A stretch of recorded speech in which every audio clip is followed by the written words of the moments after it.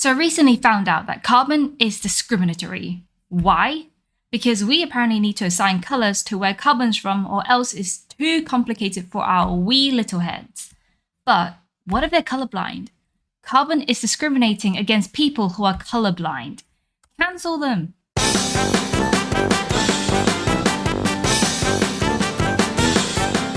All jokes aside, assigning carbon colors can be quite useful.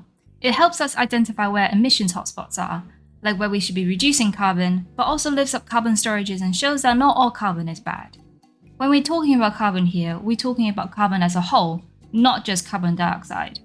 Although carbon, when it hits the atmosphere, can react with oxygen and become carbon dioxide, carbon colors encompasses all forms of carbon emissions, like carbon monoxide, methane, and other hydrocarbons. Okay, so we're going to be building a carbon rainbow. There are two types of carbon that is released and carbon that is captured and stored. So for carbon that's released, firstly we have black carbon, which is carbon released from, well, stay with me, fossil fuels. Carbon released into the atmosphere through the burning of coal, oil, and gas would be under this category. Grey carbon is released through industrial emissions, which are emissions from processing other goods. For example, in the metal industry, mining and extracting and refining of silverware emits carbon into the atmosphere. Brown carbon is released through the incomplete combustion of organic matter. Incomplete combustion is when there isn't enough oxygen to react with the carbon to make carbon dioxide and water, and it ends with a dangerous gas such as carbon monoxide. Red carbon is released through the biological particles on snow and ice that reduces albedo. Albedo is the reflectability of the surface. For example, your white t-shirt will have a higher albedo than a black t-shirt because white reflects all light wavelength and black absorbs all of them. These biological particles that live on snow and ice are actively reducing the ice's albedo through absorbing blue and purple light wavelengths, melting the ice.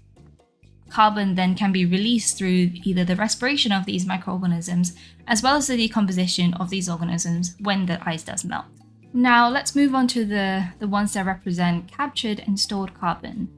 If you guys have seen the carbon sinks video, you will have remembered that there are three main categories where carbon is captured. If you haven't seen it, this would just be a quick run through of what I said there.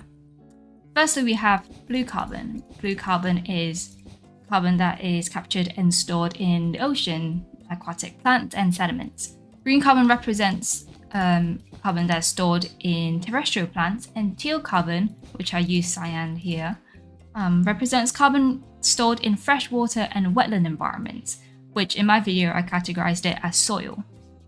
Purple carbon, on the other hand, is carbon captured through air or industrial emissions, which is basically carbon capture. So what are these carbon colors for, and why do we need to know it? For one, it puts carbon into neat little boxes so dimwits like us knows what's going on. We can now tell what is good carbon. Colorful carbon is good, 50 shades of grey and brown, bad carbon.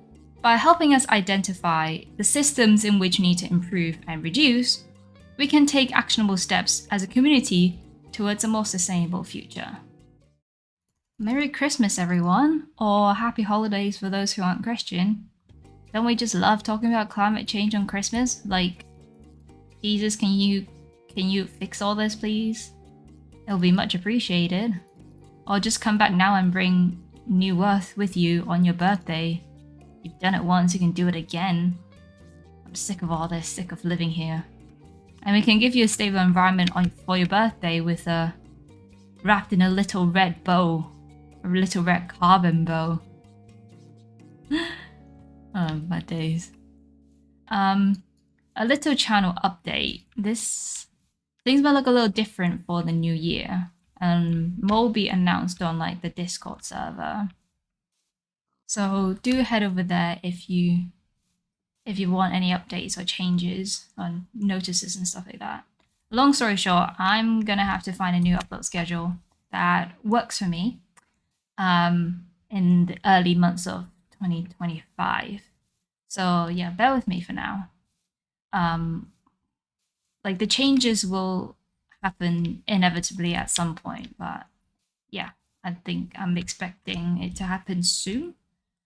But yeah, thanks for sticking around. If you enjoyed this and learned something new, do like and subscribe. It really helps me out. Peace.